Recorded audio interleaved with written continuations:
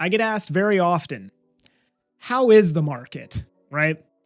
And it's a tough question to answer for me, because for me, the market has been decent this year. It's been a lot of work as a realtor getting stuff over the finish line. The negotiations are way longer. By the time you get the deal done, there's no room left on the contract to even input the final price because it's been scratched out and changed so many times, right? And the negotiation has lasted 3-4 days. That's a lot of the transactions that are happening right now. And then you renegotiate after you get the inspection report. But from my perspective, the market has been good to me this year, but it's not a good market whatsoever. And it's not good because it feels like I'm working on the front lines of World War II right now or something. I can see the comments already. Oh, realtor, he just no, I'm joking. But 2 days ago, I had 2 back-to-back conversations with somebody where I was basically like, hey, I have to send you a contact to somebody that can help you with insolvency, right? I think your most likely scenario here is going to be going bankrupt, right? And it's been like that for so long. It's been like that for 18 months straight, where almost every conversation I have, 8 out of 10 conversations, is a very negative one. Most people are very miserable. They're in very tough situations. Pretty regular basis that I have somebody crying on the phone with me because their situation's gotten so bad and their financial situation is ruining their life.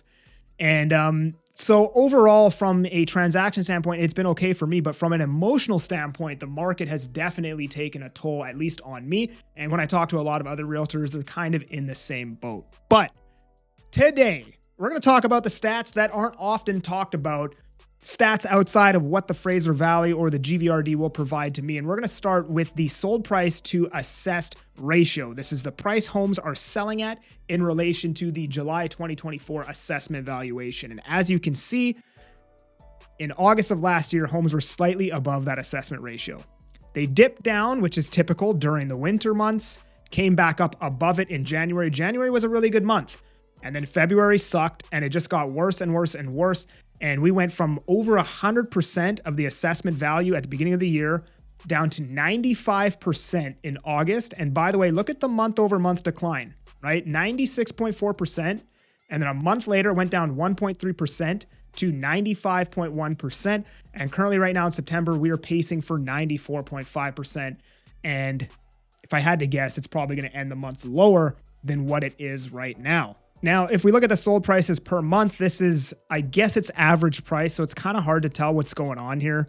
But what I will tell you, or what I will show you, is that at the very least, the sold count, 833 for August this year, was about 15% than August of last year, which was 1,012. But apparently, the price, according to this, is about $10,000 higher, $860 versus $850, which I do not believe for a second. And if you look at the sold price per square foot, you can see that this is dramatically lower. This is 15% lower than, maybe not 15, sorry, not 15, 7 or 8% lower than August of last year, right?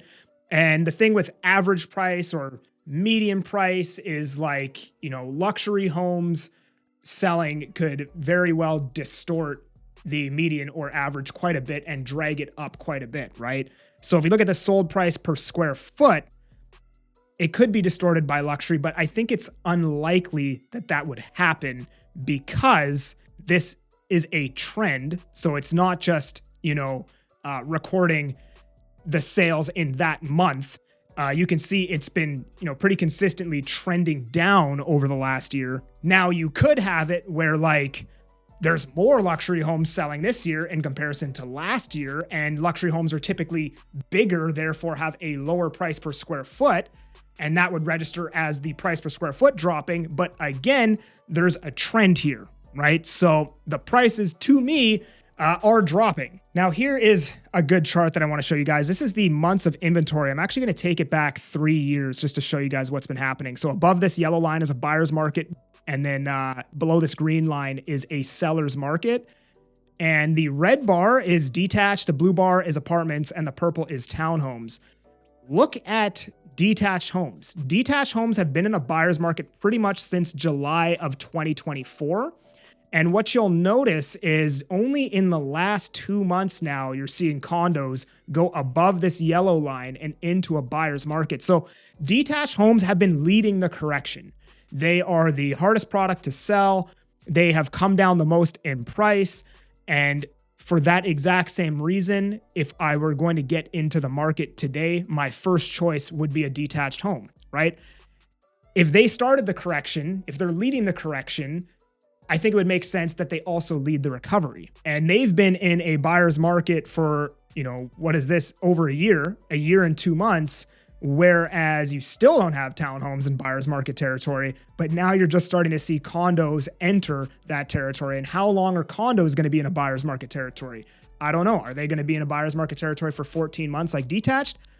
I don't know. Maybe. I have no idea. But what I can say is, I think you have less risk getting into a detached home because that market has already been in a tough spot for quite a long time.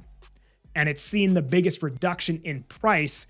And it also has the least amount of inventory on the market in comparison to condos and townhomes. And then another one that I like to look at is the court-ordered inventory by month. And as you can see, since August of 2022, it briefly came down, but it has been in a strong uptrend basically since spring of 2023 or summer of 2023. And right now, September is pacing for a slight reduction. However, that is normal, right? Because if you look in prior years, you have August 2024 at 43, and then it went down to 39 before shooting back up into the winter market. And then if you even go back to 2023, there was a slight increase here from August to September, but again, it moved up substantially into the winter months. So even if you see court-ordered inventory kind of cool off for September, my guess is we're going to see quite a few more as we go into October, November, December, January. And again, you can see that inventory has been in an uptrend throughout the last 3 years. Let's actually go back and see what it looks like at 9 years. So something I want to highlight, I think 2025 is going to be the peak for inventory. I could be very wrong about that, but to me, it seems like inventory will probably lose steam as we get into 2026. And I think the reason for that being is that prices are much lower. There's not as many sellers willing to sell at these prices. And there's still going to be a lot of people that have to sell, but you're basically getting rid of all of the people that don't have to sell at these prices, right? And as we get into 26 with these lower prices, I think that'll bring back some more sales, which will chew up some of the inventory. And, before we see a trend change, you typically see it start to lose some steam. So if we go back to 2019, sales, the peak of inventory was only just under 10% higher from 2018 to 2019. And then the following year, we had less inventory. Going into our current market right now, we went from 5729 in 2023. We had a massive jump to 7,800, but then the jump from 2024 to 2025 wasn't as pronounced as we only gained, another 1,000 listings instead of 2,000 listings. And that could mean that the trend for inventory is kind of losing steam. And then maybe we go into 2026 and instead of 8,800, it's 8,200 or something like that for 2026. Like still obviously a very elevated level of inventory, but maybe we're starting to see the trend kind of reverse, right? Like I said, there's going to be lower prices, hopefully some more sales. The bulk of pre-sale completions was this year. We have a lot next year, but not as many as this year. And then in 2027, we have a lot less than this year, right? We had 2 back-to-back pretty much record years for pre-sale completions of 2024 and 2025, and that's how we ended up in this position. And there aren't as many pre-sale completions in 2026. So you pair that with lower prices, hopefully some more sales and less housing completions. And, maybe we've seen the peak for inventory. But I don't know. I could be completely wrong. There's kind of your update on some more obscure statistics for the Fraser Valley. I hope you enjoyed it. If you did, make sure you like the video and subscribe. I appreciate all of you who do.